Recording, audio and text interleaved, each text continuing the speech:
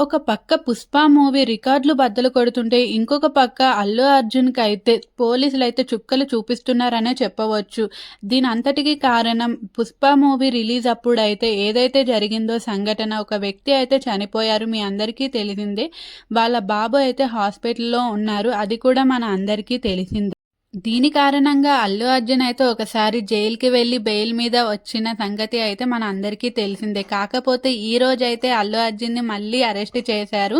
అల్లు అర్జున్ అయితే చిక్కడపల్లి పోలీస్ స్టేషన్‌కి అయితే తీసుకువెళ్లారు. అక్కడ పోలీసులైతే తనని 50కి పైగా ప్రశ్నలు అడగగా, విచారణలో ఒక్క ప్రశ్నకి కూడా సమాధానం చెప్పకుండా సైలెంట్‌గా ఉన్నారని మనకొచ్చిన సమాచారం మేరకు మీకైతే తెలియజేస్తున్నాను. ఏదేమైనా ఆ ఫ్యామిలీకైతే తీర్చలేని లోటే మిగిలిందని మనం చెప్పవచ్చు. కాకపోతే ఇలా అల్లు అర్జున్‌ని అరెస్ట్ చేయడం వెనక అయితే చాలా పెద్ద కుట్ర ఉందనేసి చాలామంది అయితే అంటున్నారు. అది ఏంటంటే 'థాంక్ యూ' మీట్‌లో అయితే అల్లు అర్జున్ సీఎం సార్ పేరు పలకలేదనేసి, దీని కారణంగానే అల్లు అర్జున్ మీద కుట్ర పన్నారనేసి అపోజిషన్ పార్టీ వాళ్ళైతే ఆరోపిస్తున్నారు. మరి ఏది నిజమో ఏది అబద్ధమో మనకైతే తెలీదు. ఏదేమైనా అల్లు అర్జున్‌కైతే ఇది పెద్ద షాక్ అనే చెప్పవచ్చు. తన మూవీ సక్సెస్‌ని కూడా తను ఎంజాయ్ చేయలేకపోయాడని చాలా బాధ అయితే పడడం జరిగింది. ఇది మన అందరికీ తెలిసిందే.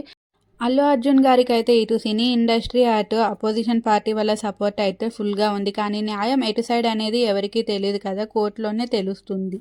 అల్లు అర్జున్ గారి ఫ్యాన్స్ అయితే అల్లు అర్జున్‌పై భారీ కుట్ర జరుగుతుంది. తను పైకి ఎదుగుతున్నాడని అది చూడలేక, ఓర్వలేక ఇలాంటివి చేస్తున్నారని చాలా గట్టిగా ఆరోపిస్తున్నారు. మరి మీకు ఎవరి సైడ్ న్యాయం ఉందని అనిపిస్తుంది? మీరు ఎవరికి సపోర్ట్ చేస్తున్నారో కూడా కింద కామెంట్ చేసేసండి. మరిన్ని ఇలాంటి ట్రెండింగ్ వార్తల గురించి అయితే మన ఛానల్‌ని అయితే సబ్స్క్రైబ్ మాత్రం చేసుకోవడం మర్చిపోకండి. నచ్చితే లైక్ చేసి, షేర్ చేసి, సబ్స్క్రైబ్ మాత్రం చేసుకోవడం మర్చిపోకండి. Until then keep watching our videos. Bye bye.